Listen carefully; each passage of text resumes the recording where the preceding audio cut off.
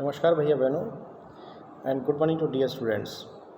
आज मैं अशोक कुमार शर्मा भावरा देवरस सरस्वती विद्या मंदिर से आपके सामने उपस्थित हूँ। आपकी पुस्तक फंडामेंटल्स ऑफ फिजिकल ज्योग्राफी यानी भौतिक भूगोल के मूलभूत सिद्धांत, इस पुस्तक को लेकर के आपके सामने उपस्थित हूँ। आज इस पुस्तक से हम अध्याय संख्या 6 जिसका नाम है जियोमॉर्फिक प्रोसेस यानी भू-आकृतिक प्रक्रियाएँ, इस अध्याय का आज दूसरा टॉपिक लेकर के आए हैं जिसका नाम है वेदरिंग प्रोसेस यानी अपक्षय प्रक्रिया। तो चलते हैं इस अपक्षय प्रक्रिया की ओर। क्या होता है इसका अर्थ जानने का प्रयास करते हैं। सबसे पहले लेते हैं अपक्षय अथवा अपक्षरण। इसके दो नाम हैं, अपक्षय भी कहते हैं और इसे अपक्षरण भी कहते हैं। मौसम की विभिन्न स्थैतिक क्रियाओं द्वारा चट्टानों के टूटने और फूटने को अपक्षय या अपक्षरण कहते हैं। इसे मौसमीकरण भी कहते हैं। ये कहना चाह रहा है कि मौसम की अलग अलग परिस्थितियाँ होती हैं, अलग अलग स्थैतिक क्रियाएँ होती हैं जिसके माध्यम से चट्टानों बार बार टूटती हैं, फूटती हैं और इस चट्टानों के बार बार टूटने फूटने की प्रक्रिया को हम अपक्षय कहते हैं। इसे हम मौसमीकरण भी कहते हैं। इस क्रिया में चट्टानों की क्रियाएँ शामिल होती हैं। विघटन में चट्टानें बलकृत शक्तियों द्वारा चटक कर टूट फूट जाती हैं और अपघटन में रासायनिक क्रिया द्वारा चूर्ण यानी चट्टानी चूरा बन जाती है। ये समझाना चाह रहा है कि दो प्रोसेस होते हैं इसमें, विघटन होना जिसमें कि बड़े बड़े चट्टानों का छोटे छोटे टुकड़ों में टूटना, और अपघटन में रासायनिक प्रोसेस के माध्यम से वो चट्टानों का चूरा बनता है। इसलिए विघटन और अपघटन दो एक ऐसी प्रक्रिया हैं जिसमें कि ये चट्टानें हमेशा टूटती फूटती रहती हैं। तीसरा है विघटन अथवा अपघटन होते समय चट्टानों का स्थानांतरण नहीं होता, यानी ये जब प्रोसेस होता है तो इस प्रोसेस के दौरान चट्टानों में किसी प्रकार का भी स्थानांतरण यानी ट्रांसफर नहीं होता।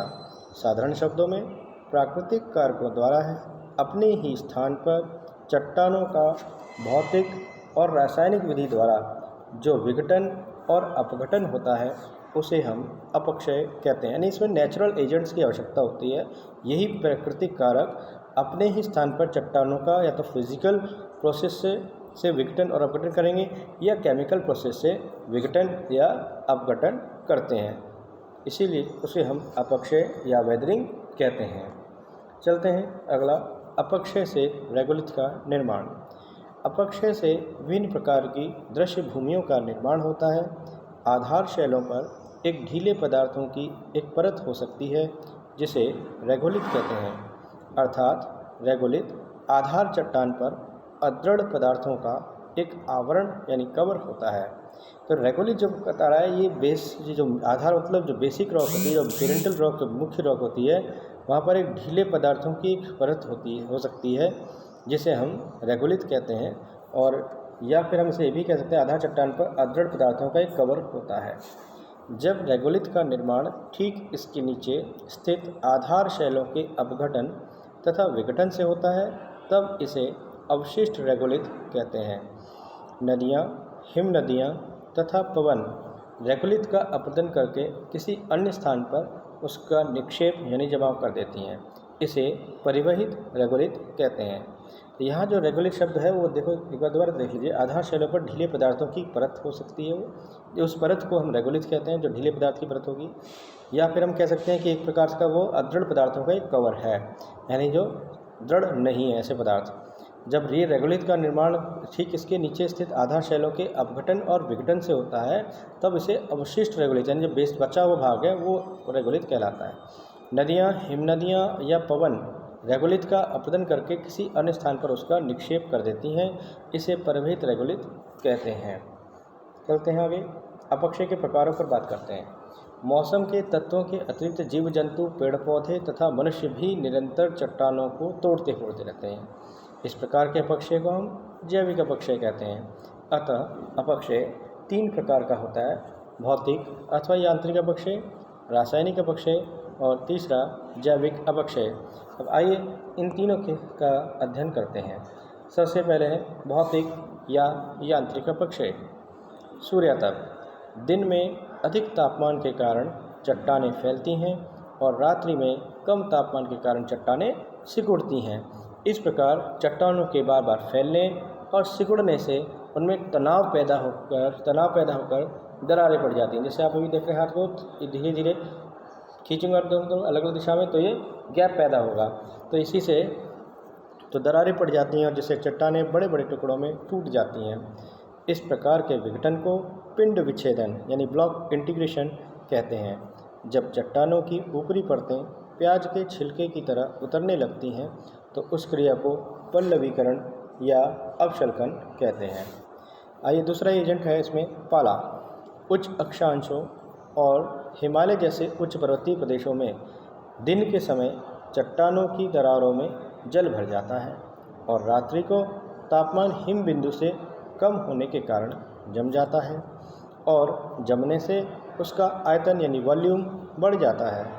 इससे चट्टानों पर इतना प्रतिबल यानी स्ट्रेस पैदा होता है कि वह टूट फूट जाती है। इस क्रिया को जमना और पिघलना कहते हैं। तीसरा कारक है दाब मुक्ति यानी प्रेशर रिलीज।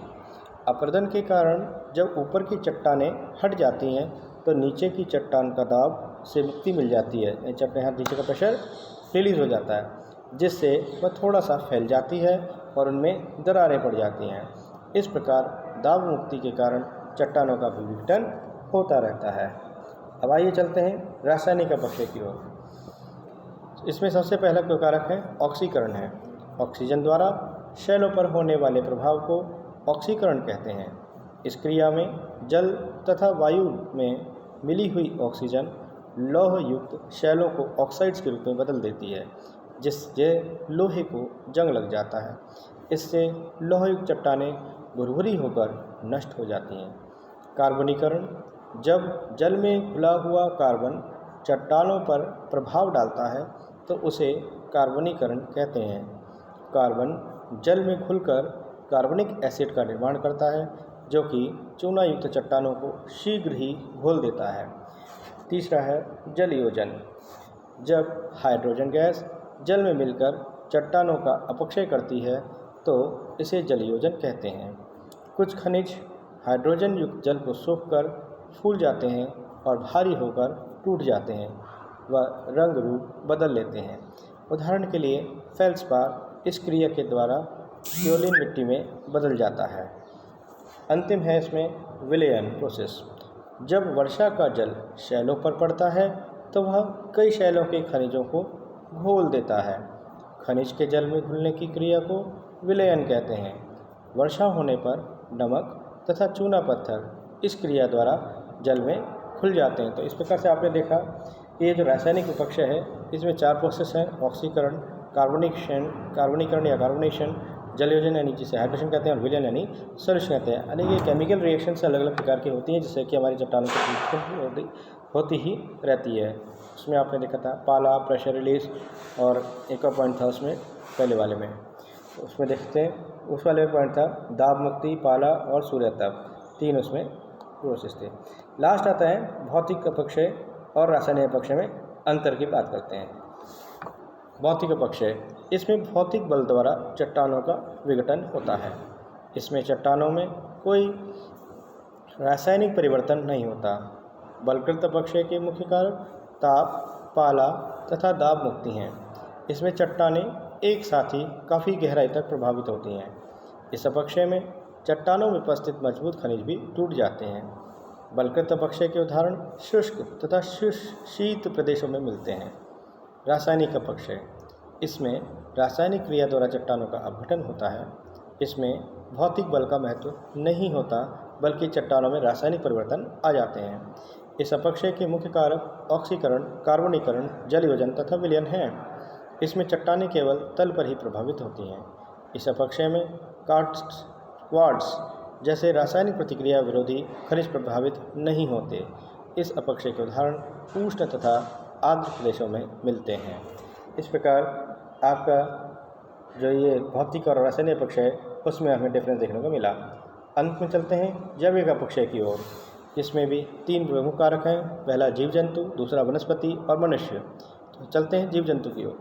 भूपटल पर लाखों प्रकार के जीव जंतु जैसे चूहे, केंचुए, लोमड़ी, खरगोश, गीदड़ आदि अपने निवास के लिए चट्टानों को काटकर बिल बना लेते हैं।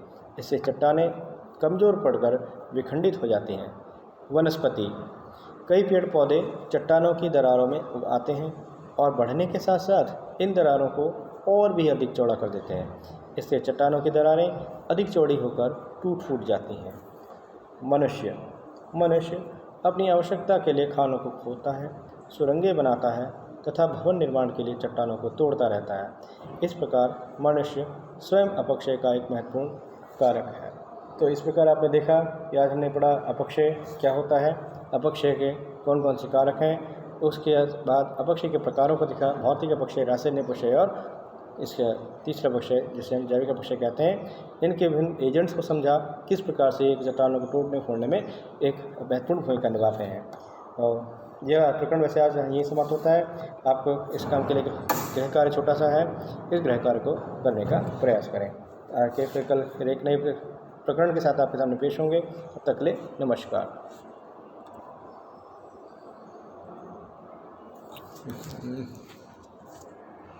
यार